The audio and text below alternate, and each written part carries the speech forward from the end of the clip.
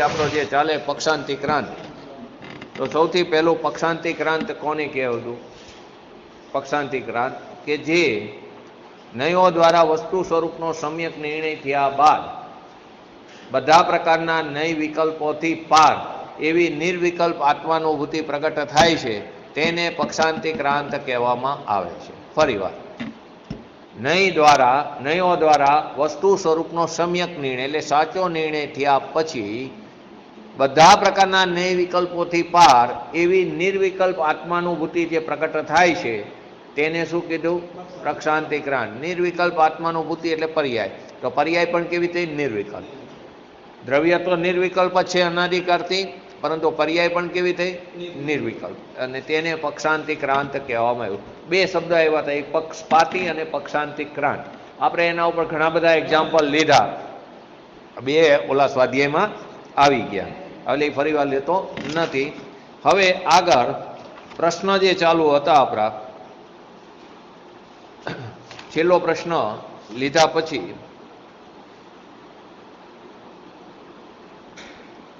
જ્યારે પ્રમાણ તથા નયો વિના નિર્ણય નથી થઈ શકતો, તો નય પક્ષ છોડવાથી આત્માનુભૂતિ કેવી રીતે થઈ જશે? પ્રમાણ અને નય વિના વસ્તુનો નિર્ણય, આપણે આવ્યું ને, વસ્તુનો સમ્યક નિર્ણય ક્યારે થયો? નયો દ્વારા. પછી તો કે એના વગર નિર્ણય નથી થતો, તો પછી નય પક્ષ છોડવાથી આત્માનુભૂતિ કેવી રીતે પ્રગટ થશે? તો જવાબ શું આવ્યો હતો? જે નય પક્ષપાતને છોડીને, એટલે બધા પ્રકારના નયને છોડીને પોતાના સ્વરૂપમાં ચ્યુત થઈને, પોતાના સ્વરૂપમાં ચ્યુત થઈને તે સ્થિર થઈ જાય છે. એટલે કે પોતાના સ્વરૂપથી ચ્યુત થઈને જે બહાર રમી રહ્યો છે તે પોતાના સ્વરૂપમાં ગુપ્ત થઈને સ્થિર થઈ જાય છે, નિવાસ કરે છે. જેનું બધા પ્રકારના ચિત્ત વિકલ્પથી એ શાંત થઈ જાય છે, તે જ સાક્ષાત અમૃતનું ભાજન કરે છે, અથવા તો તે સાક્ષાત અમૃતનો રસનો આસ્વાદ માણી રહ્યો છે. ફરી વાર, એ બધા પ્રકારના નય પક્ષપાતને છોડીને સદાય પોતાના સ્વરૂપમાં ગુપ્ત થઈને નિવાસ કરે, પોતાના સ્વરૂપથી જે ચ્યુત થયો હતો તે પોતાના સ્વરૂપમાં ગુપ્ત થઈને જે નિવાસ કરે છે, અને જેનું ચિત્ત બધા પ્રકારના વિકલ્પ જાળતી. કેવા પ્રકારના વિકલ્પ? આગળ આવી ગયો ને કે આપણે શૂટનું એક્ઝામ્પલ લીધીને કીધું કે આ શૂટ મારો, ઓલો કે આ શૂટ મારો નથી, તો આ શૂટ કોનો છે એવું નહીં કહું, તો એ પણ એક પ્રકારનો વિકલ્પ થયો. તો બધા પ્રકારના વિકલ્પોથી શાંત પામીને, એટલે એનાથી દૂર થઈને જે શાંત થઈ ગયું છે મન, ભાવમન, તે જ સાક્ષાત અમૃતનું ભાજન, એટલે કે સાક્ષાત અમૃતનો આસ્વાદ માણી રહ્યો, ત્યાં જ નિર્વિકલ્પ આત્માનુભૂતિ પ્રગટ થાય છે. હવે છેલ્લો પ્રશ્ન, એટલે આગળનો પ્રશ્ન આપણે આ ગઈકાલ આના ઉપર સમયસારના ગાથા ઉપરથી આ લીધેલું. હવે આગળ પ્રશ્ન, જ્યારે અનુભૂતિ પક્ષાંતિક્રાંત હોય તો નય વિકલ્પોની જરૂર શું? આપણે શું એવું પક્ષાંતિક્રાંતમાં શું કીધું? નિર્વિકલ્પ અનુભૂતિ, બરાબર. હવે અનુભૂતિ પોતે જ પક્ષાંતિક્રાંત છે, તો પછી નય વિકલ્પની જરૂર શું છે? પક્ષાંતિક્રાંત કહો કે નયાતીત કહો, બધા પ્રકારના નયોના વિકલ્પોથી આરામ, બરાબર, બધા પ્રકારના નય વિકલ્પોથી પાર. હવે જ્યારે અનુભૂતિ, નિર્વિકલ્પ અનુભૂતિ પક્ષાંતિક્રાંત જ છે, તો પછી નય વિકલ્પની શું જરૂર હોય છે? પ્રશ્ન એ છે. ખ્યાતિ પ્રશ્ન શું થયો? આ છે. તો શું જવાબ આવે? નયોનો પ્રયોગ વિકલ્પાત્મક ભૂમિકામાં તત્વનો નિર્ણય કરવા માટે જ થાય છે. નયોનો પ્રયોગ શું થાય? વિકલ્પાત્મક ભૂમિકામાં. શરૂઆતમાં સવિકલ્પ દશામાં નિર્ણય થાય છે ને. વિકલ્પ એટલા માટે તો કોને કીધું? સંઘની પંચેન્દ્રિયને થાય છે. કેમ કે તે જ વિકલ્પ કરે, તે જ હિત અહિતનો વિવેક કરે, સ્વપરનો વિવેક કરે છે, તે દ્રવ્ય પર્યાય આદિનો ભેદ કરે છે. તો કે જે વિકલ્પ એટલે કે નયોનો પ્રયોગ વિકલ્પાત્મક ભૂમિકામાં તત્વનો નિર્ણય કરવા માટે જ થાય છે, આત્મા આરાધનાના સમયે નહીં. શેના માટે થયો નયોનો પ્રયોગ? વિકલ્પાત્મક દશામાં તત્વનો નિર્ણય કરવા માટે, પરંતુ આત્મ સાધના કરવા માટે નહીં. જ્યારે આત્મ સાધના થાય ત્યારે તે પ્રકારના વિકલ્પો પણ શાંત પામે છે. હું જ્ઞાયક છું એવો વિકલ્પ પણ ત્યાં શાંત પામે. જો હું જ્ઞાયક છું તેવો વિકલ્પ ત્યાં શાંત ન પામે, તો પછી તો જીવ ત્યાં ઉભો રહી જાય, તો અંદર જઈ શકતો નથી. તો આત્મ આરાધનાના સમયે નહીં, અનુભવના કાળમાં તો નહીં સંબંધી બધા પ્રકારના વિકલ્પ વિલય પામે છે. જ્યારે અનુભૂતિનો સમય આવે અથવા તો નિર્વિકલ્પ દશા પ્રગટ થાય ત્યારે બધા પ્રકારના, ક્યાં બધા પ્રકારના વ્યવહારના વિકલ્પો, વ્યવહાર નહીંના વિકલ્પ, બધા પ્રકારના નિશ્ચય નહીંના વિકલ્પ. કેમ કે આપણે શું લીધું હતું નિશ્ચય નહીં અને વ્યવહાર નહીંમાં? વ્યવહાર નહીંમાં વિષય છૂટે છે ને નહીં એ છૂટે. નિશ્ચય નહીંમાં નહીં છૂટે છે, પરંતુ એનો વિષય જે છે શુદ્ધાત્મ દ્રવ્ય તે છૂટતું નથી, એનું લક્ષ્ય ત્યાં હોય છે. તો કે તે બધા પ્રકારના વિકલ્પ, નિશ્ચય નહીં પણ છૂટી જાય છે, વ્યવહાર નહીં પણ છૂટી જાય છે, બધા પ્રકારના વિકલ્પનો વિલય ત્યાં પ્રાપ્ત થાય છે. હવે એમાં આગળ કેવી રીતે સમજાયું છે? જ્યાં સુધી આત્માનો પ્રત્યક્ષ અનુભવ થઈ જતો નથી, જ્યાં સુધી આત્માનો પ્રત્યક્ષ, પરોક્ષની વાત નથી, પ્રત્યક્ષ અનુભવ થતો નથી, ત્યાં સુધી તેના તે વિભિન્ન પક્ષોને એટલે કે તેના બધા પડખાને જાણવાના વિકલ્પ ઉઠવા તે સ્વાભાવિક છે. જ્યાં સુધી આત્માનો પ્રત્યક્ષ એટલે કે સ્વાનુભૂતિ પ્રગટ થતી નથી, ત્યાં સુધી તેના વિભિન્ન પક્ષો એટલે કે બધા પડખાઓ ને જાણવાના વિકલ્પ ઉઠા વગર રહેતા નથી. દ્રવ્ય શું છે, પર્યાય શું છે, તે બધું જાણવાના વિકલ્પ ઉઠા વગર રહેતા નહીં. વિકલ્પ ઉઠે તે સ્વાભાવિક જ છે. પાછા તે વિકલ્પ ઉઠે પણ શું છે? તો તેના વસ્તુ સ્વરૂપનો સમ્યક નિર્ણય થશે. વસ્તુ સ્વરૂપના બંને પડખાને જાણશો તો પદાર્થનું કેવું સ્વરૂપ છે તે જાણી શકાશે, તેનું સાચા સ્વરૂપનો તમે નિર્ણય કરી શકશો. તો કે તેનું વિકલ્પ ઉઠે તે પણ સ્વાભાવિક જ છે. તે વિકલ્પોનું સમાધાન, હવે વિકલ્પ જે ઉઠાય એનું સમાધાન ક્યાં થશે? પ્રત્યક્ષ અનુભૂતિ એટલે પ્રત્યક્ષ અનુભૂતિ થવા પર જ થાય છે. એટલે કે અનુભૂતિની દશામાં તે વિકલ્પોનું સમાધાન થાય. કેમ કે તે બધાના વિકલ્પો ત્યાં નાશ પામે. તો વિકલ્પોનું સમાધાન થયું એટલે વિકલ્પો શું થયું? દરેક નહીંનું કાર્ય શું છે? પોતાનું પ્રયોજન સિદ્ધ થાય પછી તે નહીં નાશ પામે છે, તે નહીંનો નિષેધ થાય. આપણે જે નહીં વ્યવહાર નહીં અને નિશ્ચય નહીંમાં જેમ જેમ જતા ગયા તો એકનું કાર્ય પૂરું થઈ ગયું એનું પ્રયોજન સિદ્ધ, તો બીજો નહીં તેનો નિષેધ કરતો જાય. છેલ્લે નિશ્ચય નહીં વ્યવહાર નહીંનો નિષેધ કરે, માટે નિષેધ્ય નિષેધક સંબંધ પણ તે બે વચ્ચે બતાવ્યો. પણ છેલ્લે એની અંદર પણ અશુદ્ધ નિશ્ચય નહીં, એકદેશ શુદ્ધ નિશ્ચય નહીં, સાક્ષાત શુદ્ધ નિશ્ચય નહીં અને પરમ શુદ્ધ નિશ્ચય નહીં. તો અશુદ્ધ નિશ્ચય નહીંનો નિષેધ કોણ કરે? તો કે એક દેશનો નિષેધ કોણ કરે? તો કે સાક્ષાતનો નિષેધ કોણ કરે? તો કે પરમ શુદ્ધ નિશ્ચય નહીં. અને તે પરમ પરિણામિક ભાવ તેનો વિષય છે, માટે તેને નયાધિરાજ કહેવામાં આવ્યો છે.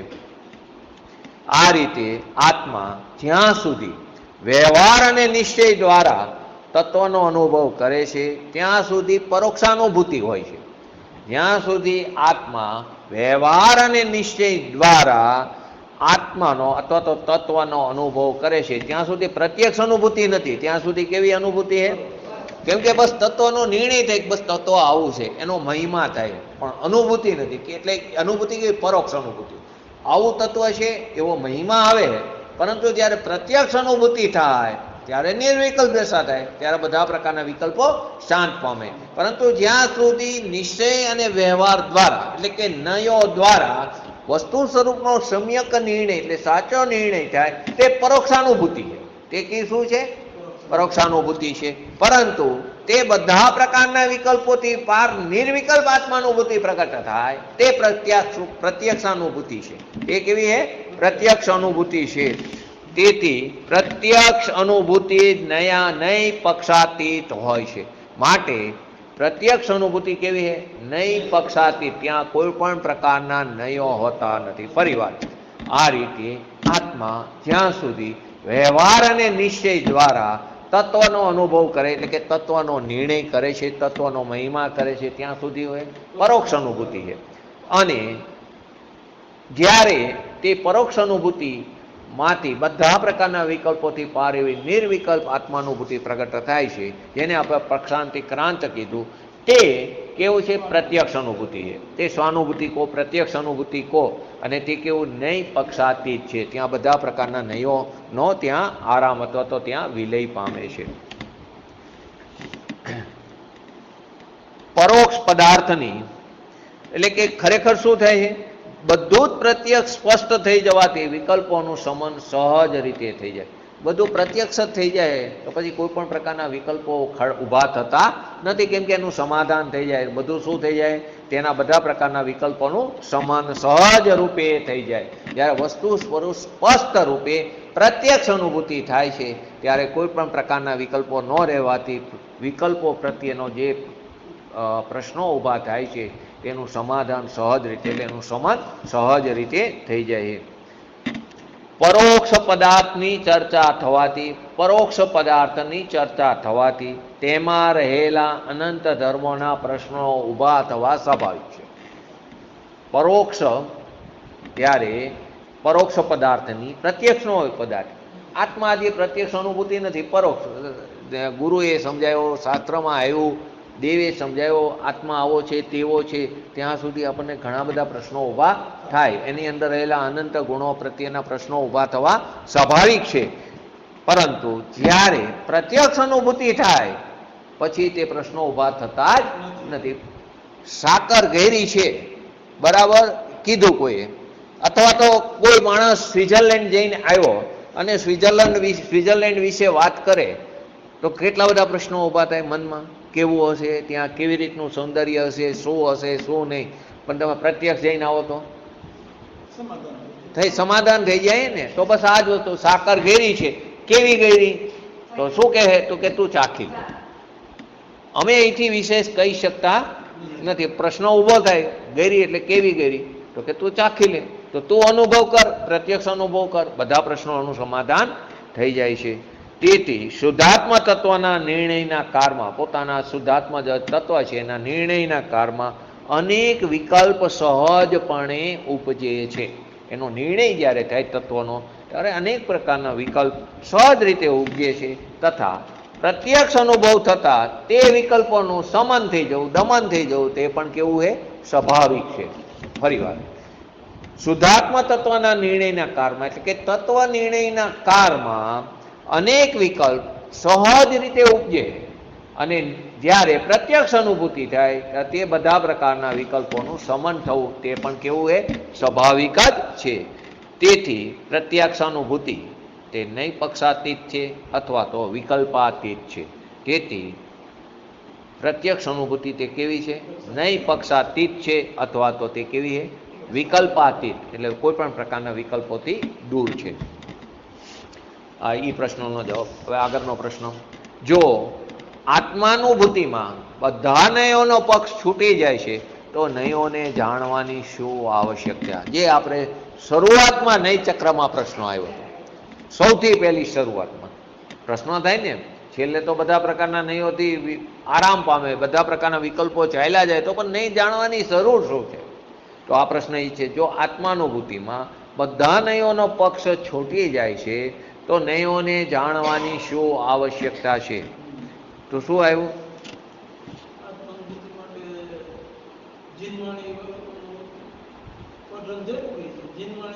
જો એને માટે ફરી આ બરાબર છે, કેમ કે જીનાગમ આખું શેનાથી ભરેલું છે? નયોથી ભરેલું હોય. એ આપણે શરૂઆતમાં 7 પોઈન્ટ આપ્યા હતા. તો બધું નયોથી ભરેલું હોય તો જીનવાણીનો મર્મ સમજવા, જ્ઞાનીઓના હૃદય સમજવા માટે નહીં જાણવું જરૂરી. નહીં જાણશું તો વસ્તુ સ્વરૂપનો સમ્યક નિર્ણય થશે. વસ્તુ સ્વરૂપનો સમ્યક નિર્ણય થશે તો સાચા સુખની પ્રાપ્તિ થશે, સંસારનું પરિભ્રમણ અટકશે, દુઃખનો નાશ થશે. આ માટે નહીંને જાણવું જરૂરી.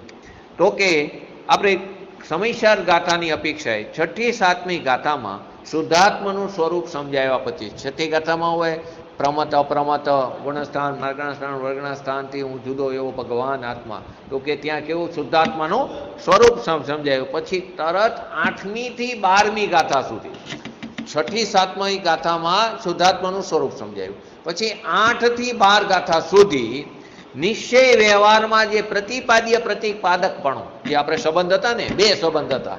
ક્યાં ક્યાં? એક પ્રતિપાદ્ય પ્રતિપાદક અને એક નિષેધ્ય નિષેધક. હવે પ્રતિપાદ્ય પ્રતિપાદક સંબંધ જે છે એમાં શું, કેવી રીતનું આવશે? પહેલો શું આવશે? પ્રતિપાદ્ય પ્રતિપાદક સંબંધ એ કોના વચ્ચે? અને નિષેધ્ય અને નિષેધક સંબંધ કોના વચ્ચે?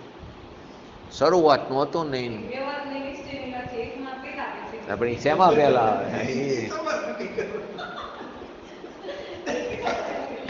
હે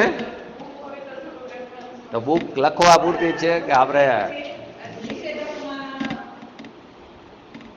બોલો મેહુલ? પ્રતિપાદ્ય અને પ્રતિપાદક સંબંધ કોના કોના વચ્ચે અને નિષેધ્ય અને નિષેધક સંબંધ કોના વચ્ચે?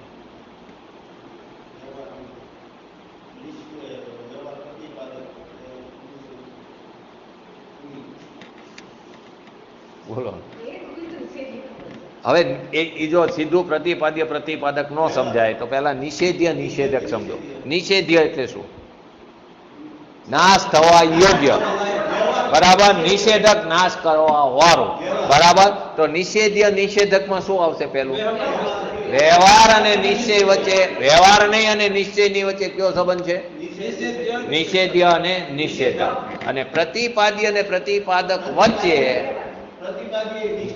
નિશ્ચય વ્યવહાર.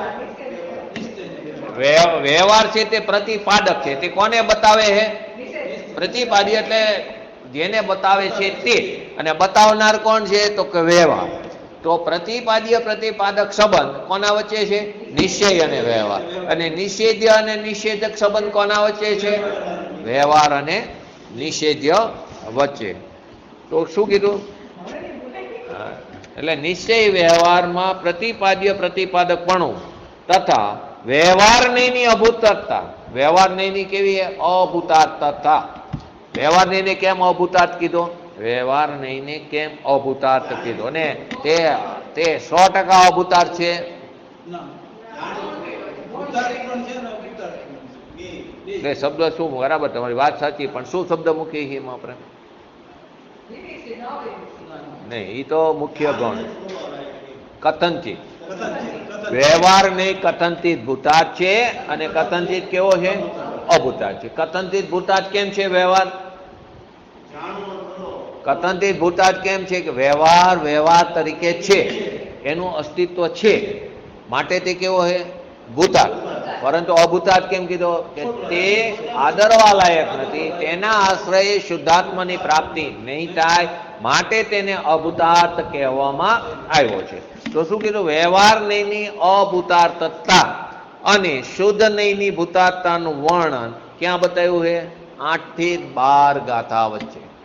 સમય સારમાં પણ આ વસ્તુ બતાવી છે. નહીં શું? 6 થી 7મી ગાથામાં શુદ્ધાત્મ સ્વરૂપ બતાવ્યા બાદ પછી નિશ્ચય વ્યવહારની હારે પ્રતિપાદ્ય પ્રતિપાદકપણું જે એનો સંબંધ છે તે વ્યવહાર નહીંની અભૂતાર્થતા 12મી ગાથામાં આવે ને, વ્યવહાર નહીં જાણેલો પ્રયોજવાન છે. તો વ્યવહાર નહીંની અભૂતાર્થતા અને શુદ્ધ નહીંની ભૂતાર્થતાનું વર્ણન 8 થી 12 ગાથા વચ્ચે આ બંને વસ્તુ આવેલી છે. ઉમા સ્વામીએ પણ પ્રમાણ નહીં રધિગમ સૂત્ર દ્વારા, જે તત્વસૂત્રમય સૂત્ર છે, તે સૂત્ર દ્વારા પ્રમાણ અને નહીંની ઉપયોગિતા પણ બતાવી છે. આખું પાઠ છે ને શરૂઆતમાં, પ્રમાણ, નહીં અને નિક્ષેપ, 20મું પેજ કે આજુબાજુ છે. તો ટૂંકમાં કહીએ તો આત્માનુભૂતિ માટે નયોને જાણવું જરૂરી છે. આપણે જે 7 પોઈન્ટ હતા ને એમાં હતું આત્માનુભૂતિ માટે નયોને જાણવું જરૂરી છે. પરંતુ જો નયના વિકલ્પમાં જો ગૂંચવાયેલા રહ્યા, નય ચક્રમાં જો ગૂંચવાઈ ગયા, તો આત્માનો સાક્ષાત્કાર કરીને નિર્વિકલ્પ અનુભૂતિનો સહજ પુરુષાર્થ જો ન કરવામાં આવે તો આત્માનુભૂતિ નહીં થાય. જો નય વિકલ્પમાં જો ગૂંચવાયા રહે અને આત્માનો સાક્ષાત્કાર કરીને નિર્વિકલ્પ આત્માનુભૂતિ પ્રગટ કરવાનો પુરુષાર્થ જો નહીં કરી તો શું થશે? આત્માનુભૂતિ નહીં થાય. એટલે કે એવો પુરુષાર્થ જો નહીં ઉપાડી તો નહીં ચક્રમાં જો રહી જશું તો અનુભૂતિ નહીં થાય. તેથી વિષય કસાય, ધંધા વેપાર તથા અન્ય અનર્થદંડરૂપ વિકલ્પ જારને છોડીને, આ બધા બહારના જે વિકલ્પો છે તેની જારને છોડીને વિનાગમનો અભ્યાસ કરવો જોઈએ. આપણે શું કરીએ કે નહીંને છોડવું છે તો નહીંને જાણવાની શું જરૂર? તો કે ઈ જાણવું જરૂરી છે, કેમ કે જીનાગમ નહીંઓથી ભરેલું છે. પરંતુ છોડવાનું છે તો બહારના બધા ધંધા વેપાર, વિષય કસાય, અનર્થ દંડ પ્રવૃત્તિ આદિ જે કંઈ પણ આપણી પ્રવૃત્તિ છે તે પ્રવૃત્તિથી નિવૃત્તિ લઈને જીનાગમનો અભ્યાસ કરવો જરૂરી છે. મુખ્યત્વે પ્રયોજનભૂત દ્રવ્યાનુયોગ છે, પણ દ્રવ્યાનુયોગને સમજવા માટે નહીં સમજવું જરૂરી છે. અને દ્રવ્યાનુયોગને સમજ્યો, દ્રવ્યાનુયોગનો તમે અભ્યાસ કરો, પછી એમાંથી તમારે સમય રહે તો આ કરુણાનુયોગ, ચરુણાનુયોગ ને પ્રથમાનુયોગ પણ વાંચવું જરૂરી છે. કેમ કે આચાર્ય એમને એમ તો બનાવ્યું નથી, એ પણ સત્ય મહાવ્રતના ધારક છે, તો એમણે કોઈ એમને બિનજરૂરી વસ્તુ તો બનાવી નથી. ભગવાનની વાણીમાં પણ ચારેય અનુયાગ આવે ને ચારેય અનુયાગમાં વિતરાગતા સમાયેલી છે. તો કે આ બધા પ્રકારના વિકલ્પ જારને છોડીને જીનાગમનો અભ્યાસ કરવો જરૂરી છે. જે પ્રમાણનું સ્વરૂપ જાણ્યા વિના સંભવ નથી. જીનાગમનો અભ્યાસ જે કરવો જરૂરી છે તે પ્રમાણ અને નહીંનું સ્વરૂપ નહીં જાણી તો એ અભ્યાસ થઈ શકશે નહીં. ક્યાંય ને ક્યાંય અર્થનો અનર્થ કરી બેસું. કેમ કે જ્ઞાતાનો જે અભિપ્રાય છે તો એ વક્તાના અભિપ્રાય પ્રમાણે જ્ઞાતા પોતાના અભિપ્રાયને જોડે. તો કે વક્તાના અભિપ્રાયને નહીં કહેવામાં આવ્યું, જ્ઞાતાના અભિપ્રાયને પણ નહીં કહેવામાં આવ્યું, તો વક્તા કઈ અપેક્ષા એ કહેવા માંગે નહીં તો અર્થનો શું થશે? ધારો કે આપણે અહીં પાછળ નવકાર મંત્રનું લખેલું, બરાબર, તો નવકાર મંત્ર સાદી શાંત બોલ્યા ધારો કે, તો તરત શું આવ્યું આપણે નહીં આ વસ્તુ ખોટી છે. પણ કઈ અપેક્ષા એ નવકાર મંત્ર સાદી શાંત કીધું? તો સામે વક્તાનો અભિપ્રાય પણ જાણવો જરૂરી કે શબ્દની અપેક્ષા એ કેવું છે? સાદી શાંત. કેમ કે શરૂઆત થઈ કોનાથી થઈ? તો કે દર્શન આચાર્યએ કીધું અને મુનિરાજે એટલે કે પુષ્પદંત આચાર્યએ તેની રચના મંગલાચરણના રૂપમાં ષષ્ઠ ખડાંગમાં કરી. આજથી મહાવીર સ્વામી ભગવાનના નિર્વાણના પછી 681 વર્ષ પછી અને આમ 2000 વર્ષ પહેલા તેની રચના થઈ. માટે તે સાદી અને શાંત કેમ કીધું આપણે? કે તેનો અંત પણ થવાનો છે. કેમ કે પાંચમા કાર પછી તો જૈન ધર્મનો વિચ્છેદ થાય, છઠ્ઠા કારમાં જૈન ધર્મ નથી, માટે તે કેવી શાંત કીધું. એના શાંત એટલે નાશ થાય તે શાંત, અનાદિ અનંત નહીં. પરંતુ એમાં રહેલા જે પદો એ કેવા છે? અનાદિ અનંત છે. તો ભાવ અપેક્ષા શું છે? તો આ બધી વસ્તુ નહીં થઈ ને. ભાવની અપેક્ષા એટલે નહીં, ભાવ અપેક્ષા એ અનાદિ અનંત, શબ્દની અપેક્ષા એ સાદી શાંત છે. તો કે જાણવું નહીં ને જાણ્યા વગર વસ્તુ સ્વરૂપને જાણી શકાશે. ઘણા લોકોના પછી તો આવ્યા કે બહુ સરસ ખુલાસા થઈ ગયા. એ વળી પ્રશ્ન થયો તો મને અંદર જવાનું મન થયું.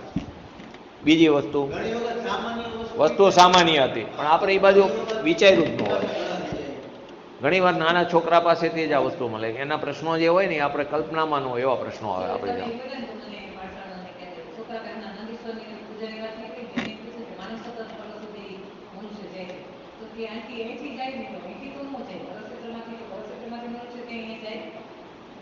પરક્ષેત્રમાંથી મુનિરાજ જે છે જઈ શકે, પણ અઢી દીપની બહાર ન જઈ શકે. અઢી દીપની બહાર દેવ સિવાય કોઈ જઈ શકતું નથી. એટલે અઢી દીપ થયો, અઢી દીપ સુધી મનુષ્ય જઈ શકે, જેને લબ્ધિ આ પરક્ષેત્રનો. પણ એ ભાવલિંગી મુનિરાજ અત્યારે આ કાળમાં મળવા બહુ મુશ્કેલ છે. છતાં પણ શાસ્ત્રમાં 4 પાત્રો પંચમ કાળના અંત સુધી જોવા મળશે. એ 4 પાત્રોના પંચમ કાળના અંતમાં જે છે, ચારે પાત્રોના નામ છે વિરાંગદ, મુનિ, સર્વશ્રી, અગ્નિસેન અને પંગુસેન. મુનિરાજ, શ્રાવક, શ્રાવિકા અને અર્જિકા. મુનિરાજ જઈ શકે, મુનિરાજ જઈ શકે. એ 4 પાત્રો છે. એનો અર્થ કે પાંચમા કાળના અંત સુધી જૈન ધર્મ છે. અને આ જે ભાવલિંગી મુનિરાજ અત્યારે આપણને મળવા બહુ મુશ્કેલ છે. અત્યારે આ કાળે સાચા દ્રવ્યલિંગી મુનિરાજ મળવા પણ મુશ્કેલ છે. કેમ કે સાચા દ્રવ્યલિંગી મુનિરાજ એને કહેવાય કે જે પોતાના માટે ચોખાનો બનાવેલો આહાર પણ ન લે. તો પોતાના માટેનો બનાવેલો આહાર રહ્યો એ ઉદિષ્ટ આહારનો રહ્યો, માટે તે સાચા દ્રવ્યલિંગી પણ કહેવાતા નથી. તે પંચમહાવ્રતનું પાલન એને યોગ્ય કર્યું નથી. તેને 28 મૂળગુણોનું પાલન પણ તે પૂરેપૂરું કરી શકતા નથી. માટે સાચા દ્રવ્યલિંગી. ભાવલિંગી તો આપણે નક્કી નથી કરી શકતા કે તે ભાવલિંગી છે કે નથી, એના વિતરાગતા પ્રગટ થઈ છે કે નથી. તો સામે સમીર દ્રષ્ટિ હોય એ નક્કી કરી શકે, આપણે તો નક્કી નથી કરી શકતા. પરંતુ જે યથાયોગ્ય આચરણ જેમ છે તેમ યથાયોગ્ય કરતો હોય તો એવા દ્રવ્યલિંગી મુનિરાજના નમસ્કાર કરવામાં કોઈ દોષ નથી. બરાબર, એ ગુરુદેવના શીડીમાં જ આવી ગયા તે 6-1 મહિના પછી એ જઈ શકે. ભાવલિંગી મુનિરાજ અઢી દીપમાં જઈ શકે. ઈથી બહાર તો દેવ એને ઉપાડીને લઈ જઈ શકતા નથી મુનિરાજને, બરાબર. એટલા માટે અઢી દીપના તસુએથી લોક સિદ્ધ દશા જીવ પામ્યો છે. બાકી તો પામે 15 કર્મભૂમિમાંથી, બરાબર. એ પણ સિદ્ધાંત છે. 15 કર્મભૂમિ સિવાય સિદ્ધ દશાને પ્રાપ્ત કરી શકતો નથી. છતાં પણ 30 ભોગભૂમિ છે, 2 સમુદ્ર છે, તો બધેથી જીવ એક પણ તસુ બાકી નથી એનાથી સિદ્ધ દશા પામ્યો ન હોય તો કેવી રીતે બને? એ પણ સત્ય હોય ને આ પણ સત્ય હોય. તો કે જે મુનિરાજ પોતાના ધ્યાનમાં મસ્ત હોય છે, પરંતુ જેવા જે 6થા ગુણસ્થાનમાં 7મા ગુણસ્થાનમાં મુનિરાજને કોઈ હલાવી પણ શકતો નથી. પરંતુ જેવા 6થા ગુણસ્થાનમાં આવે તો કોઈ પૂર્વનો વેરી હોય, વિદ્યાધર આદિ અથવા વ્યંતર જાતિના દેવ કે જે એને વેરના ભાવ રૂપે તે મુનિરાજને ત્યાંથી ઉપાડે, 6થા ગુણસ્થાનમાં હોય ત્યારે ઉપાડીને પછી ગમે ત્યાં ઘા કરે, ઉપરથી ઘા કરે નીચે પડે ત્યાં એની જગ્યાએથી સમશ્રેણી ઉપર સિદ્ધ દશાને પામે, કેવળ જ્ઞાન પ્રાપ્ત કરીને સિદ્ધ દશા માટે એ તસુએથી તે સિદ્ધ દશા પામ્યા એમ કહેવામાં આવે. એ ભોગભૂમિ પણ હોય, સમુદ્ર પણ હોય, પરંતુ એ બધું અઢી દીપની અંદર. અઢી દીપથી એટલે મુનિરાજે મનુષ્ય જ છે ને, તો મનુષ્ય અઢી દીપ સુધી તે એ ભાવલિંગી મુનિરાજ તે જઈ શકે આ રીતે, બરાબર. આ રીતે તે જઈ શકે. અઢી દીપ હે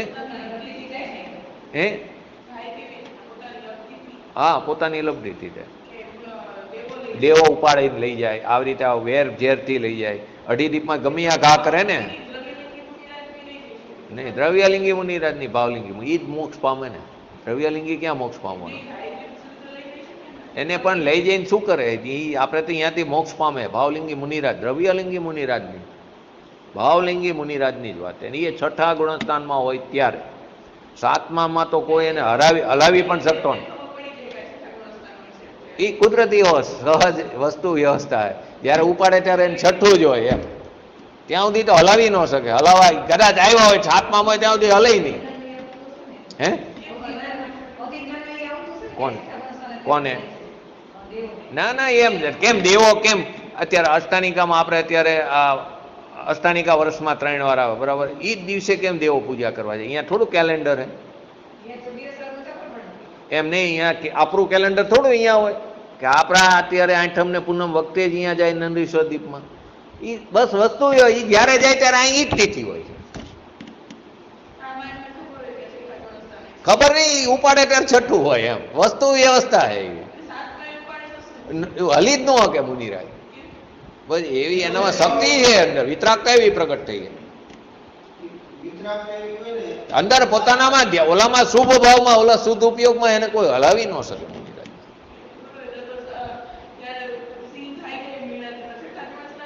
શું થાય? હા, મુનિરાજને જ્યારે ખાતા હોય ત્યારે તો 7માં પણ એને હલાવી ન શકે, ઉપાડી ન શકે એમ કહું.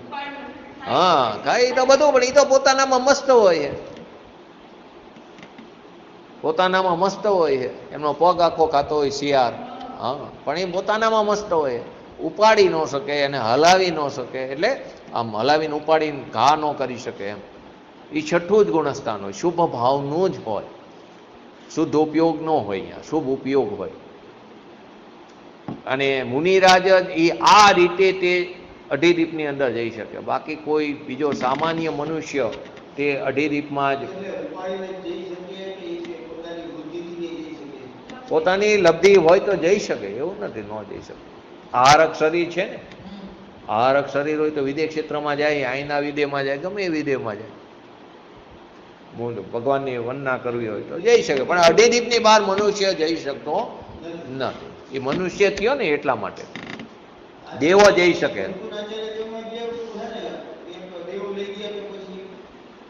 લબ્ધિથી, એટલે બે માન્યતા છે, પણ લબ્ધિ દેવા. મુનિરાજ જાય એ અઢી દીપની અંદર, મનુષ્ય બહાર જઈ શકતો નથી. દેવો જાય છે.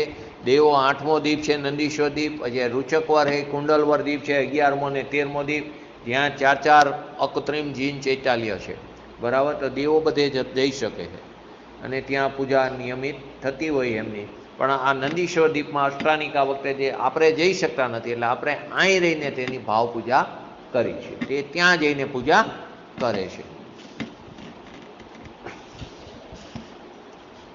હવે આની હારે શું વાત એક હતી મારે કરવી હતી, જો વિષય કસાય ધંધા વેપાર બધા આપણે શું કરીએ કે આ વસ્તુ પ્રયોજનભૂત નથી કરવું, મારે એટલું દ્રવ્યનું, આ તો કોના જેવી વાત થઈ. આપણે એમ કહીએ છીએ ખરેખર જઈને હોટલનું ખાવું જ ન જોઈએ. શું હોય? પછી હોટલમાં ખાઈને એમાં તમે જૈન ને નોન જૈનની વાત કરો, એ ખરેખર બોલવાને લાયક જ નથી એ વસ્તુ. ખરેખર હોટલનું જમવું જ ન જોઈએ, બરાબર? ખરેખર એ વાત છે. પણ તમે એમાં પાઠ કરો કે નહીં હોટલમાં તો જવાય, પણ એમાં આપણે જૈન ઓલી છીએ તો ખરેખર આપણે નોન જૈન છીએ. કેમ કે આપણે રાત્રે જૈન શું કહીએ, મને પ્યોર જૈન જોઈએ. શું કહીએ છીએ? પ્યોર જૈન. એ વસ્તુ તો પછી આવે છે. પહેલી વસ્તુ તો જે સાચો જૈન છે એ બહારનું જમતો જ નથી. પહેલી વસ્તુ બહારનું જમતો જ નથી. પોતાના ઘણા હિન્દી ભાષીઓ કોઈ દી હોટલમાં જતા નથી, પોતાનું ઘરેથી ટિફિન લઈ જાય. આપણને ચીકણા લાગે પણ એ લોકો એટલું કડક એનું ચારિત્રનું પાલન કરે છે, બરાબર? ઈ માણસ એમ કે હું સંજમણ નથી જમવું, એ વ્યાજબી. કયો માણસ કે જે હોટલમાં નથી જમતો તે. કોઈ હિન્દી કોઈ એવો પ્રખર એટલે ચુસ્ત પાલન કરતો પંડિત ક્યારેય સંગ જમણ જમતો નથી. અહીંના પણ તમે આવતા હોય તો ઘણા નહીં જમતા હોય. એનું કારણ શું છે? કેમ ન જમે? આપણે સૌ કે પ્રસાદી કહેવાય તો લેવી જ જોઈએ. આપણે ઊંધી વાત કરીએ ગુજરાતી. પરમ શુદ્ધ ન હોય એનું કારણ કે પાણી કેવી રીતે વાપરવું હોય, રસોઈ ક્યારે ચાલુ કરી હોય, કે લોટ કેટલા દિવસનો હોય, તો એ લોકો ન જમે. પણ એ કોણ આ કહી શકે? બહારનું હોટલનું ખાવું હોય ને તમે એમ કહો કે હું સંજમણ ન જમું આ કારણે, તો એ કેવી વાત થઈ? તો બહારની આવી વિષય કસાયની બધી પ્રવૃત્તિ ચાલુ હોય ને તમે એમ કહો કે નહીં વિકલ્પ મારે એ નહીં તો છોડવાના જ છે, તો કે એ એના જેવી વાત થઈ. તમે ઓલી પ્રવૃત્તિ ચાલુ રાખીને તમે નહીંને છોડવાના માટે નહીં જાણવું જરૂરી નથી. નહીં તો એટલે જાણવું જરૂરી કે જીનાગમ નહીંથી ભરેલું છે, બરાબર? આ વસ્તુની સાથે એ આવે. જેથી નહીંનું સ્વરૂપ જાણ્યા વગર વસ્તુ સ્વરૂપનો સમ્યક નિર્ણય થતો નથી. તેથી તેને જાણવાનો નિષેધ કરવો તે જીનાગમની તીવ્ર વિરાધના છે. માટે નહીં સ્વરૂપને જાણવાનો નિષેધ કરવો તે જીનાગમની શું છે? તીવ્ર વિરાધના છે, જેનાથી બચવું પ્રત્યેક આત્માર્થીનું કર્તવ્ય છે. દરેક આત્માર્થી મુમુક્ષે તેનાથી બચવું તે શું છે? કર્તવ્ય. નીતરી જીનવાણીની વિરાધના. તમે ત્રણ અનુયાગ જરૂરી જ નથી. હવે મારી પાસે સમય ઓછો છે, મારે એકલું દ્રવ્યનું, તેનો શું કર્યું? તમે 3 જીનવાણી પ્રત્યે દ્વેષ કર્યો. તો જીનવાણીનો દ્વેષ કર્યો તો સર્વજ્ઞ ભગવાનનો દ્વેષ કર્યો, એનો તમે વિરાધના કરી. સર્વજ્ઞ ભગવાનનો વિરાધના તો તમે પોતાના સર્વજ્ઞ સ્વભાવની વિરાધના કરી. અને સર્વજ્ઞ સ્વભાવની વિરાધના એટલે વસ્તુ સ્વરૂપની વિરાધના કરી તો તું ત્યાં જઈને પડીશ કે જ્યાં તને કોઈ જીવ માનવા, એટલે કે સૂક્ષ્મ નિગોદરનો જીવ થઈને ઉપજીશ, કે જ્યાં તને કોઈ જીવ માનવા પણ તૈયાર નહીં થાય.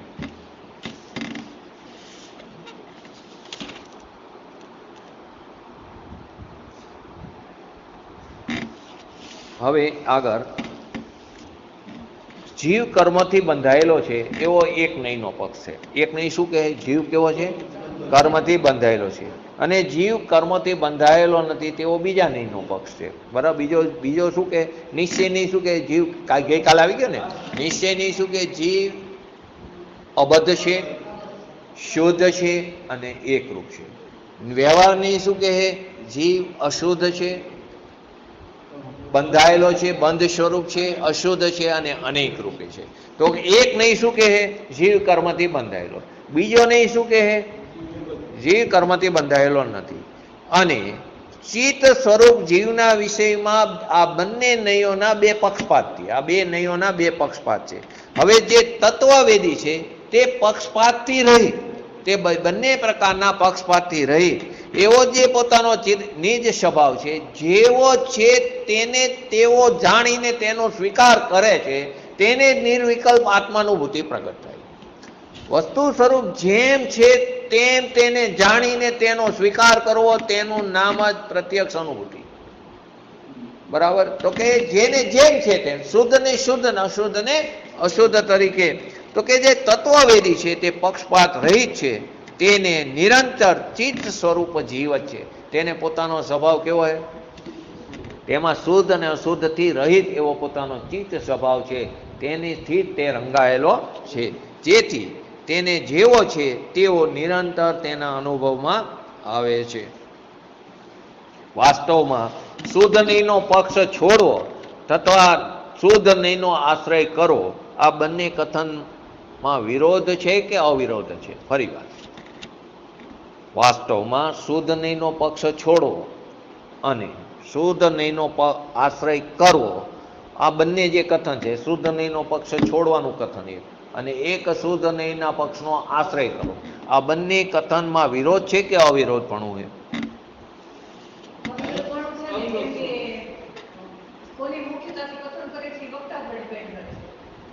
બરાબર, જવાબ બરાબર, પણ હજી બે જગ્યાએ શુદ્ધ નહીંનો અર્થ જુદો, બંને જગ્યાએ શુદ્ધ નહીંનો અર્થ જુદો છે. કેવી રીતે? પેલા છોડવામાં શું થાય? પેલામાં છોડવાની વાત છે, એ પણ સત્ય, તો અહીંયા શુદ્ધ નહીંનો અર્થ શું છે?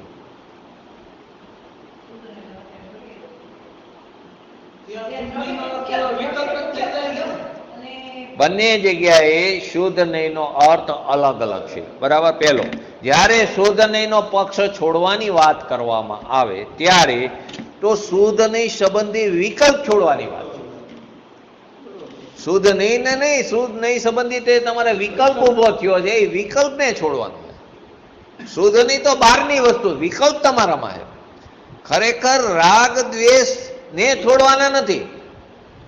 રાગ દ્વેષ જે આપણામાં આપણી પર્યાયમાં ઉભા કર્યા છે ત્યાંથી નિવૃત્તિ લેવાની. રાગ દ્વેષને તો ભૂતકાળ કીધા, પણ પોતાની પર્યાયમાં પરના લક્ષ્ય જે ભાવ ઉત્પન્ન થયો હોય તે ભાવથી રહિત થવાનું. તો શું કીધું? શુદ્ધ નહીંનો પક્ષ છોડવાની વાત કરવામાં આવે ત્યાં શુદ્ધ નહીં સંબંધી વિકલ્પ છોડવાની વાત સમજવી જોઈએ. ત્યાં શું સમજવું જોઈએ? એનો વિકલ્પ છોડવાની વાત સમજવી જોઈએ. શુદ્ધ નહીંના વિષયની વાત ત્યાં સમજવો ન જોઈએ. અહીંયા શુદ્ધ નહીંનો વિષય છોડવાની વાત નથી, શુદ્ધ નહીં સંબંધીનો વિકલ્પ છોડવાની. ક્યાં શુદ્ધ નહીંને છોડવાની વાત કરવામાં આવી ત્યારે શુદ્ધ નહીં સંબંધીનો વિકલ્પ છોડવાની વાત છે, શુદ્ધ નહીં સંબંધીનો વિષય છોડવાની વાત કહેવામાં આવી નથી. અને જ્યારે શુદ્ધ નહીંના અવલંબનની કે આશ્રયની વાત કરવામાં આવે ત્યારે શુદ્ધ નહીંના વિષયભૂત આત્માની વાત સમજવી જોઈએ. ત્યારે શુદ્ધ નહીંનો વિષય કોણ છે? પોતાનું શુદ્ધાત્મા દ્રવ્ય છે, તેની વાત સમજવી જોઈએ. બંનેમાં શુદ્ધ નહીંનો અર્થ જુદો છે. શું કહેજો પરિવાર? પહેલામાં એમ કે શુદ્ધ નહીંનો પક્ષ છોડવો, બીજી વાર એમ કહે કે શુદ્ધ નહીંનો આશ્રય કરવો જોઈએ. તો શુદ્ધ નહીંનો પક્ષ છોડવો એનો અર્થ શું થયો? શુદ્ધ નહીંનો નહીં, શુદ્ધ નહીં સંબંધીનો વિકલ્પને છોડવાની વાત કરીએ, શુદ્ધ નહીંના વિષયને છોડવાની વાત નથી કરી. અને જ્યારે શુદ્ધ નહીંનો પક્ષને ગ્રહણ કરવાની વાત કરી, શુદ્ધ નહીંને ગ્રહણ કરવાની વાત કરી, તો અહીંયા શુદ્ધ નહીંનો જે વિષય શુદ્ધાત્મ દ્રવ્ય છે તેને એનો ગ્રહણ એટલે કે એનો આશ્રય, એના અવલંબનની વાત કરવામાં આવી. બંનેના અર્થ જુદા જુદા છે. બંનેના અર્થ કેવા છે? અલગ અલગ છે. શુદ્ધ નહીં રૂપ પર્યાય અથવા શુદ્ધ નહીં સંબંધી વિકલ્પનો આશ્રય કરવાની વાત ત્યાં કહેવામાં આવી નથી. ક્યાં આશ્રય કરવાની વાત આવી? તો શુદ્ધ નહીંનો વિષય જે શુદ્ધાત્મ દ્રવ્ય છે તેની વાત છે. ત્યાં શુદ્ધ નહીં રૂપ પર્યાય અથવા તો શુદ્ધ નહીં સંબંધી વિકલ્પનો આશ્રય કરવાની વાત કહેવામાં આવી નથી. ખ્યાલ આવ્યો કે હજી નો આવ્યો? બે વસ્તુ આવી. એક શુદ્ધ નહીંનો પક્ષ છોડવાની વાત કરી અને બીજામાં શું કીધું? શુદ્ધ નહીંનો આશ્રય કરવાની. તો શુદ્ધ નહીંનો પક્ષ છોડવામાં શુદ્ધ નહીં પણ શુદ્ધ નહીં સંબંધીનો વિકલ્પ છોડવાનો. એમાં શુદ્ધ નહીંનો વિષયને છોડવાની વાત નથી કરી. એ તો આપણે નિશ્ચય નહીંમાં પણ આવી ગયું. નહીં નથી છોડવા, નહીં છૂટે છે પણ નહીંનો વિષય છૂટતો નથી. તો કે ત્યાં શુદ્ધ નહીંનો વિષય શુદ્ધાત્મ દ્રવ્ય છે તેને છોડવાની વાત નથી કરી. ત્યાં કોની વાત કરી? નહીં સંબંધીના વિકલ્પને છોડવાની વાત કરી. અને જ્યારે શુદ્ધ નહીંનું અવલંબન કે અથવા તો આશ્રય કરવાની વાત કરી તો શુદ્ધ નહીંનું અવલંબન નથી કરવાનું. શુદ્ધ નહીંનો વિષય જે શુદ્ધાત્મ દ્રવ્ય, શુદ્ધ નહીંનું અવલંબન તો વિકલ્પ થયો. નહીં એટલે વિકલ્પ, તો શુદ્ધ નહીંનું અવલંબન એટલે તો વિકલ્પ થયો. તો કે શુદ્ધ નહીંનું અવલંબન નહીં પણ શુદ્ધ નહીંનો વિષય જે શુદ્ધાત્મ દ્રવ્ય છે તેનું અવલંબન તો બસ શાસ્ત્રમાં આખું દર વખતે આવું ક્લિયર ન આવે. તો અહીંયા અર્થ આ રીતે સમજવો જોઈએ કે શુદ્ધ નહીંનો વિષયનું અવલંબન છે, શુદ્ધાત્મ દ્રવ્યનું અવલંબન કહેવાનું, એનો આશ્રય કરવાની વાત કરી છે. ત્યાં શુદ્ધ નહીં રૂપ પર્યાયની વાત નથી કરી, અને શુદ્ધ નહીં સંબંધી જે વિકલ્પ છે તેનો આશ્રય કરવાની વાત કહેવામાં આવી નથી. અવલંબન થાય એટલે શુદ્ધાત્મ દ્રવ્યનો આશ્રય થતા કોઈ પણ પ્રકારના વિકલ્પો રહેતા નથી, પરંતુ તે અવલંબન લેતા પહેલા તત્વ નિર્ણયની ભૂમિકામાં સવિકલ્પ દશામાં આવો વિકલ્પ આવ્યા વગર રહેતો પણ નથી. અવલંબનના આશ્રય વિકલ્પને છોડવા માટે વિકલ્પનો અવલંબન લો તો ન છૂટે, તો એક નવો વિકલ્પ ઉભો થયો. મારે વિકલ્પ છોડવો એવો વિકલ્પ ઉત્પન્ન થયો. પરંતુ શુદ્ધાત્માનો આશ્રય લેશો તો વિકલ્પ નહીં ઉત્પન્ન જ નહીં થાય. એ વિકલ્પને છોડ્યો એમ કહેવામાં આવે. રાગદ્વેષને છોડ્યું કેમ કીધું? કે પોતાના સ્વભાવનો આશ્રય લેતા રાગદ્વેષ ઉત્પન્ન જ નથી થતા, એને રાગદ્વેષનો નાશ કર્યો એમ કહેવામાં આવે. બીજી વાત અહીં ધ્યાન રાખવાની વાત એ છે કે શુદ્ધ નહીંના વિકલ્પ માત્ર છોડવાની વાત છે. શું કીધું અહીં છોડવામાં? શુદ્ધ નહીંનો વિકલ્પ માત્ર છોડવાની વાત છે, તેનો વિષય છોડાયો નથી. છોડવામાં કોને છોડ્યું? ખાલી એનો વિકલ્પને, શુદ્ધ નહીંના વિષયને નહીં. તો એ તો શુદ્ધાત્મા દ્રવ્ય, એને છોડવાની વાત કરવામાં આવી નથી. જ્યારે વ્યવહાર નહીંનો તો વિકલ્પ તો છોડાયો છે, પરંતુ તેનો વિષય પોતે સંયોગો છે, વિકાર છે, તે બધું પણ છોડાયું. જે આપણે આ દરેક વખતે લઈ છીએ, વ્યવહાર નહીંમાં નહીં પણ છૂટે, અને એનો વિષય જે સંયોગાદી જે છે તે પણ છૂટે, અને નિશ્ચય નહીંમાં નહીં છૂટે છે. એટલે નહીં સંબંધ, નહીં એટલે નહીં સંબંધી વિકલ્પો છૂટે છે, પરંતુ નહીંનો વિષય છૂટતો નથી. આ કારણે શું કીધું? વ્યવહાર નહીંને માત્ર જાણેલો પ્રયોજવાન છે તેમ કહેવામાં આવ્યું. હવે છેલ્લો પ્રશ્ન લઈ પછી આગલી વખતે કદાચ પૂરું થઈ જશે. તત્વાભાસની પ્રક્રિયામાં જ નહીં પક્ષ હોય છે કે તેના સિવાય પણ નહીં પક્ષ હોય છે? તત્વનો અભ્યાસ કરતી વખતે જ નહીં પક્ષ હોય છે કે તે સિવાય પણ નહીં પક્ષ હોય છે?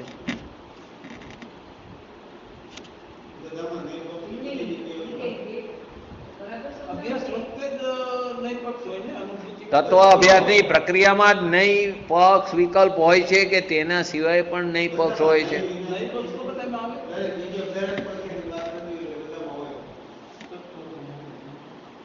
શું આવશે જવાબ? કહો. આપણે એ ઉપયોગ કરી છીએ કે નથી કરતા? બહુ પ્રશ્નનો જવાબ મોટો છે, એ આપણે આજ પૂરું નહીં થાય, પરંતુ આનો એક થોડુંક લઈ લઈએ. તત્વ અભ્યાસની પ્રક્રિયામાં જ નહીં પક્ષ હોય છે કે તેના સિવાય પણ નહીં પક્ષ હોય છે? શું આવે?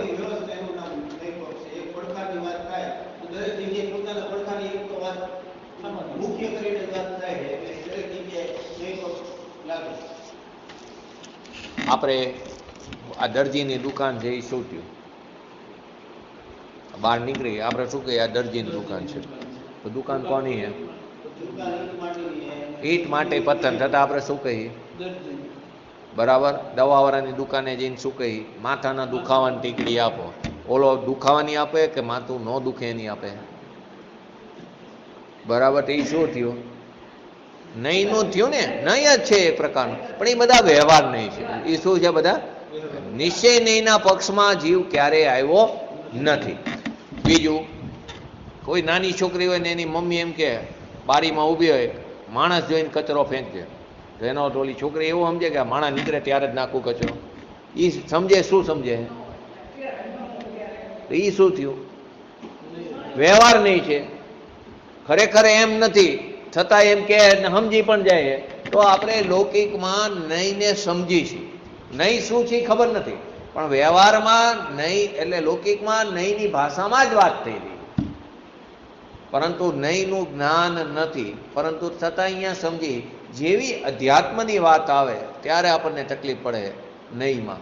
તો કે નહીં તો બહુ અઘરું છે, નહીં કઠિન. એવું નથી, આપણી રુચિની ખામી છે, બાકી કોઈ વસ્તુ અઘરી નથી. આપણી પોતાની વસ્તુ એ આપણી પોતાની વસ્તુ પોતાને ન સમજાય તો કોને સમજાશે?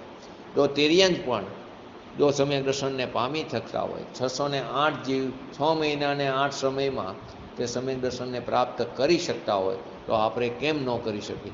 કેમ કે સરળ. હારે દુર્ગમ પણ કીધું છે, સાથે શું કીધું છે? દુર્ગમ પણ છે. તો કે જ્યાં તો અનાદિથી તું રખડતો આવે, તું તારા સ્વભાવનું ભાન નથી કરતો, તો તારા માટે અઘરું છે. અને જો તું તારા સ્વભાવ તરફ દ્રષ્ટિ કરીશ તો સરળ છે. માટે શ્રીમદજીનું વાક્ય છે ને, સત કેવું છે? સર્વત્ર છે, સરળ છે અને સુંદર છે. સત કેવું છે? સર્વત્ર, દરેક જગ્યાએ સરળ છે ને સુંદર છે. કેમ કે ક્યાંય બહારથી આપણે એમ કહીએ કે મારે પૈસા કમાવા, બહુ મારે તો આમ રમતની વાત છે, એક આમ ચપટીમાં પૈસા મળે, તો કે એમ કોઈ દી પૈસા મળતા નથી. પૈસા ચપટીમાંથી મળતા, ભલે એના અત્યારે પૂર્વે કરેલા પરિણામોને આધીને તે પૈસાને કારણે એની પાસે આવે, પૈસાને કારણે એની પોતાની ક્રિયાવર્તી શક્તિને કારણે ક્ષેત્રથી ક્ષેત્રાંતર થઈને એની પાસે આવે. પરંતુ ત્યાં એ માની લે છે એ જીવ કે મારે કારણે, મારી બુદ્ધિને કારણે, મારી વાતચીત કરવાની શૈલીને કારણે, મારી કપટને કારણે મને મારા પૈસા, દાવ પેચને કારણે મને પૈસા મળે. પરંતુ પૈસા તો એ સમયે એને આવવાના ય આવે. અને જો બધા બુદ્ધિશાળીને પૈસા મળતા હોય તો નિર્માના કરશનભાઈ અભણ છે, એની આ બધા સીએ કામ કરે, તો સીએ પાસે પૈસા હોવા જોઈએ. ઓલા અભણ કરશનભાઈ પાસે પૈસા ન હોવા જોઈએ. તો પૈસા બુદ્ધિથી આવતા નથી. પૈસા જો પુરુષાર્થથી આવતા હોય તો લારીવાળા 12 કલાક તડકામાં મહેનત કરે તો એની પાસે પૈસા હોવા જોઈએ. એની પાસે પૈસા હોતા નથી. ઓલો મુકેશ અંબાણી એસો આરામ કરતો હોય પણ એની પાસે રોજના કરોડો રૂપિયા હોય, બરાબર, મહેનત પણ નથી. એની કેટલા સીએ કામ કરતા હોય, કેટલા MBA હોય, કેટલા માસ્ટર ડિગ્રી કરેલા હોય, એ બધા કામ કરતા હોય, છતાં એની પાસે પૈસા. તો એનો અર્થ શું થયો? પૈસા પૂર્વે કરેલા પરિણામોને આધીને નિમિત્તની અપેક્ષાએ ખરેખર તો પૈસાને કારણે આવે છે.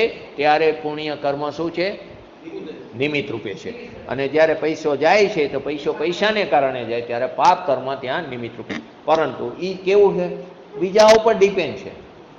એટલે આપણે કરીને આવી જાય એમ નથી. ત્યારે આ વસ્તુ કોના ઉપર છે? આમાં કોઈની જરૂર નથી. પોતાની વસ્તુ પોતાની પાસે જ પડી છે. માટે આત્માનુભૂતિ કરવી સૌથી સરળ છે. પૈસો કમાવો દુષ્કર, નહીં કમાઈ શકતા જ નથી, તો એની યોગ્યતા હોય તો જ આવશે.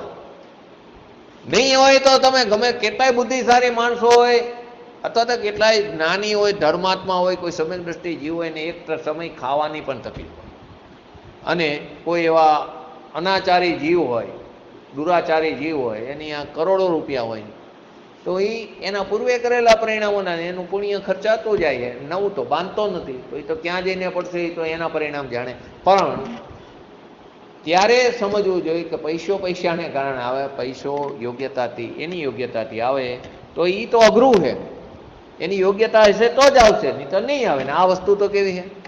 અંદર જ પડીએ, બહારથી તો લેવાની. માટે સત્યને પ્રાપ્ત કરવું સરળ છે. સર્વત્ર એટલે સર્વત્ર એટલે પોતાની અંદર જ પડ્યું, પોતાના દરેક પ્રદેશોમાં પડ્યું હોય અને સુંદર છે. કેમ કે તે કેવું છે? અપ્રતિમ છે, અને તે કેવું? અલભ્ય છે, અથવા તો તે બેજોડ છે. તેથી સર્વત્ર સરળ અને સુંદર છે. અને આપણે એને કેવું કરી નાખ્યું છે?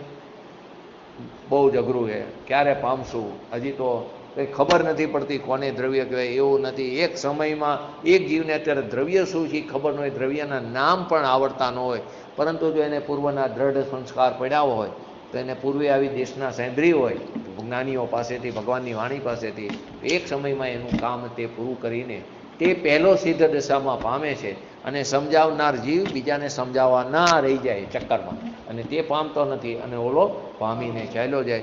માટે ક્યારેય પોતાની જાતને પામર ન માનવું. આપણે કહેવાય મહા સામર્થ્યવાન છીએ, આપણી પાસે અનંત ગુણો રૂપી આપણી પ્રજા પડેલી છે, અને તે પ્રજા જે આપણી સાથે છે તેનો ક્યારેય વિરહ થવાનો નથી. આવું પોતાની અંદર રહેલા અનંત સ્વભાવના સામર્થ્યનો મહિમા આવશે, એનો નિર્ણય થશે તો રુચિ અંતરંગ થયા વગર રહેશે નહીં, અને રુચિ અંતરંગ થશે તો વીર્ય તે તરફ ઉપડા વગર રહેશે નહીં, અને વીર્ય તે તરફ ઉપડશે તો કાર્ય પ્રગટ થયા વગર રહેશે નહીં. તો સૌથી પહેલાં તત્વનો નિર્ણય, પોતાના સ્વભાવનો મહિમા આવવો જોઈએ.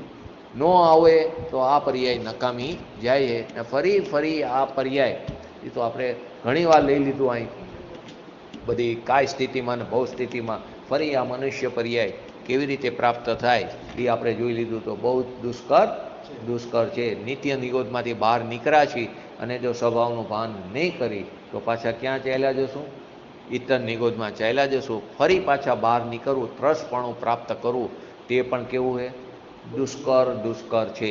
તેથી આ મનુષ્ય પર્યાયને જો વેડફવી ન હોય તો અત્યારે જે કંઈ પણ આપણું ક્ષયોક્ષમ છે તે ક્ષયોક્ષમને સાચી દિશામાં લઈને તેને પોતાના સ્વભાવમાં અંતરમમાં વારવું તે જ આપણું કર્તવ્ય છે. કદાચ આ પર્યાય છૂટી જાય, કદાચ આ પર્યાય છૂટી જાય તો પણ એવા દ્રઢ સંસ્કાર પડવા જોઈએ કે જે આગળ કામ આવે ફરી સાચા દેવગુરુ શાસ્ત્રનું. પણ એવી આશા ન રાખે અહીં જ થવું જોઈએ. હું તો પહેલી એક બોલું, પણ ન થાય કોઈ કારણસર પુરુષાર્થની નબળાઈને કારણે, તો આગળ આ કાર્ય ચાલુ રહે એવા સંસ્કાર પાડીને જવું જોઈએ.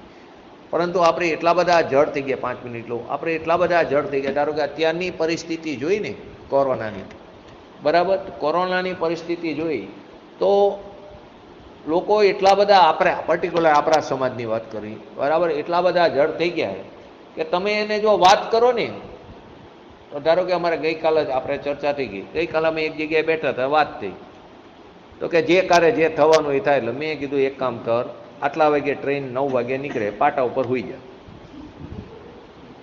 બરાબર. તો કે ના એમ ન હોય, તો એ તો કે અહીંયા જે કારે જે થવાનું હોય તો અહીંયા પ્રિકોશન્સ લો છે ને તમે, સાવચેતી, બસ અહીં સાવચેતી રાખવાની. અભિપ્રાયમાં તો હોવું જ જોઈએ જે કારે જે થવાનું. હું ગમે એટલા પ્રયત્નો કરું છતાં જે કારે જે થવાનું એ જ થવાનું, પરંતુ પ્રયત્ન તો કરવો જોઈએ. જ્ઞાની પુરુષ પણ દવા લેતો, 6 તાવ આવે ને તમે મારે મેટા દવાથી કઈ રોગ, જ્ઞાની એ સવારના પ્રવચનમાં સમજાવ્યું હોય દવા ખાવાથી રોગ સારો થતો નથી, અને તેને 6 તાવ આવે ને પહેલા એમ કે મને પહેલા જલ્દી મેટાસીના. એના ઉપર બહુ સરસ ઉજ્જવલાબેનની બુકની અંદર આધાર આપીને કીધું હોય કે નાના છોકરાઓ તો આ એમના પ્રવચનમાં બેઠા હોય, ઘરે જઈને ઓલા એમના ઘરે પંડિત ઉતરા દવા માંગે, દવા નહીં દેવાની, તમે જ કીધું હોય દવા ખાવાથી રોગ હારો નથી થતો, કેવી તકલીફ થાય. પરંતુ ત્યાં તેને પણ અભિપ્રાયમાં ખબર છે કે દવા ખાવાથી નહીં જાય, છતાં પણ તે ઉપચાર કરે છે કે થવાનું હશે તો થશે, એ એવાના અભિપ્રાયમાં બરાબર બેઠેલું. પરંતુ પ્રયત્ન તો કરો, પણ આપણે કેવા થઈ જઈએ, જડ થઈ ગયા. આવા શબ્દો સાંભળી લીધા પણ એના અર્થની ખબર, જે કારે જે થવાનું એ થાય. તમે ધારો કે કોઈ પણ ધાર્મિક પ્રસંગો હોય આપણા, હવે તમે એને બંધ કરવાનું કહો તો કે આવા ગુરુદેવના શિષ્ય થઈને તમે આવું માનો, જે થવાનું હોય થાય, એમ નથી. એની સાવચેતી રાખવી જોઈએ. આવા પ્રસંગો જ્યારે આખો સમાજ બંધ રાખતો હોય ત્યારે આપણે પણ આવા પ્રસંગો બંધ રાખવા જોઈએ કે જેથી ભલે જેમ થવાનું એમ જ થવાનું, થવા યોગ્ય જ થવાનું છે, પરંતુ તેની સાવચેતી રાખવી જોઈએ. તો આપણે એટલા બધા જડ બની જઈએ છીએ, ખરેખર નિશ્ચય આભાસી થઈ ગઈ, તો કે ક્યારેય આપણે આ વસ્તુને સમજી શકતા નથી. ધારો કે અત્યારે સોનગઢનો દાખલો લો તો સોનગઢમાં 1200 માણસ હોય કે 1000 માણસો હોય, એમાંથી 80% પબ્લિક 60થી ઉપરના હતા, બરાબર. તો સૌથી વધારે ડિસીઝ થવાના, સ્પ્રેડ થવાના શક્યતા કોની હતી? એજેડની હતી, બરાબર. એમાંય કેટલા મુંબઈથી આવેલા, કેટલા એમપીથી આવ્યા, કે કોઈ દિલ્હીથી આવ્યા, કોઈ મદ્રાસથી આવેલા. તો અહીંયાથી આવીને સંક્રમિત થાય તો શું દશા થાય એની કલ્પના કરી કોઈ? ભલે એમ જ થવાનું હતું, એ વાતે 100% સાચી, પણ એનો અર્થ એવો નથી કે જાતે જઈને ટ્રેન ઉપર અહીંયા પાટા ઉપર હોઈ જવું. તો પણ આપણે નહીં સમજીએ પણ આપણે જો કહી તો એમ થાય કે આવું થઈને તમે આવું વાત કરો, એટલે આ વસ્તુ એક અલગ વસ્તુ. પરંતુ આપણે આવા દરેક વસ્તુમાં જડ બનીને કાર્ય કરી રહ્યા એ ખરેખર ન થવું જોઈએ, અને અમુક વસ્તુ અમુક પરિસ્થિતિને આધીન એના નિર્ણય કરવા જરૂરી છે.